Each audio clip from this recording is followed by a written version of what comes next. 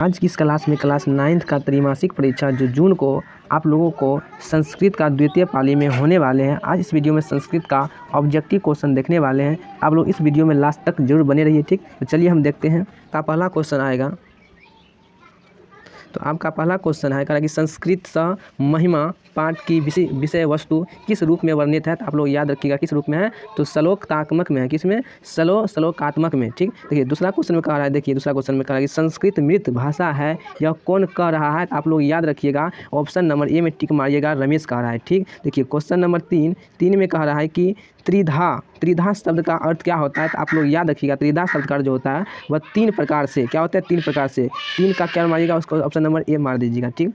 चलिए अगला क्वेश्चन हम देखते हैं। अगला क्वेश्चन आपको कह रहा है कि प्रायः प्रशासनिक परीक्षाओं में संस्कृत कैसा विषय होता है। तो आप लोग याद रखिए कैसा है, अनिवार्य। कैसा? अनिवार्य, जरूरी है, ठीक। देखिए क्वेश्चन नंबर 5 में कह रहा है कि ज्ञान जो है ना किसका पर्याय है। तो ज्ञान जो किसका पर्याय है, तो आप लोग याद रखिएगा रामायण का। किसका? रामायण का। 5 का ऑप्शन नंबर सी हो जाएगा, ठीक।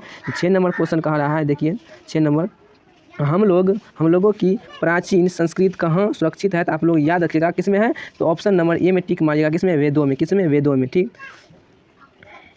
क्वेश्चन नंबर देखिए 7। क्वेश्चन नंबर 7 देखिए, क्वेश्चन नंबर 7 में शुक्ल यजुर्वेद कहाँ प्रचलन है। तो आप लोग याद रखिए शुक्ल यजुर्वेद कहाँ प्रचलन में है। तो आप लोग याद रखिएगा दक्षिण भारत में। कहाँ? दक्षिण भारत में। शुक्ल यजुर्वेद कहाँ प्रचलन में है, तो दक्षिण भारत में, ठीक।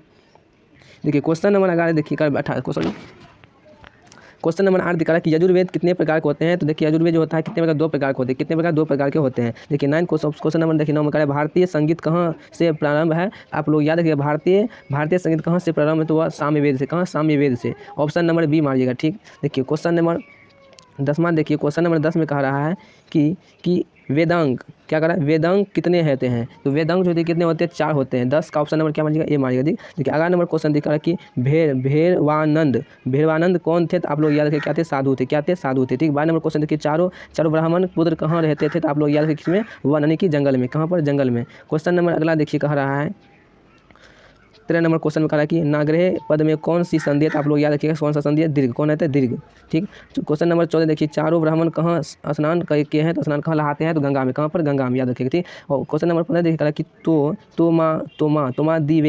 तोमा दी देवः पुरुषः पुराण कहाँ से लिया गया है। तो आप लोग याद रखिएगा बृहदारण्यक में उपनिषद से लिया गया है, ठीक। अगला क्वेश्चन देखिए कह रहा है, अगला क्वेश्चन कि देखिए आप लोगों का 25 क्वेश्चन ही बनाना होगा। आपको मास्टर भी बता देते हैं, ठीक ना। आप लोग एक 16 का अपना मन से बना दीजिए, हम 16 को छोड़ रहे हैं, ठीक ना। देखिए 17 नंबर क्वेश्चन कि पशुतम में कौन सा प्रत्यय। आप लोग याद करते हैं तो है, ठीक। 18 क्वेश्चन देखिए पठितः में कौन सा प्रत्यय है। आप लोग याद रखिएगा कौन सा प्रत्यय है, तो वक्त क्या कत है, ठीक। अगला क्वेश्चन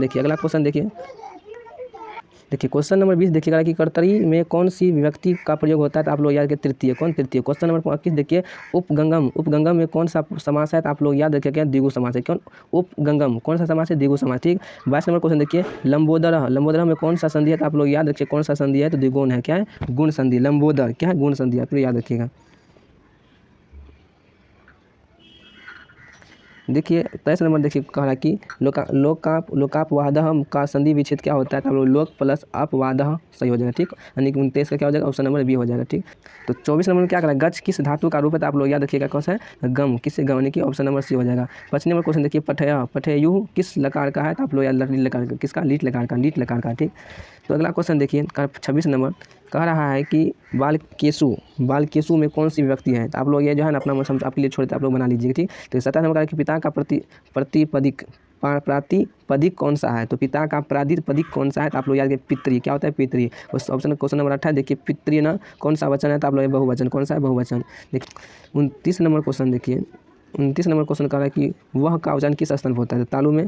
और 30 नंबर क्वेश्चन देखिए वह का उच्चारण किस स्थान पर होता है। कंठ में। किस में होता है? कंठ में, ठीक। तो आप लोगों को ऐसा ही वीडियो देखने के लिए आप लोग चैनल को सब्सक्राइब कर दीजिएगा ताकि आप लोगों के पास नोटिफिकेशन पहुंच जाए, ठीक। चलिए हम अगले वीडियो में मिलते हैं।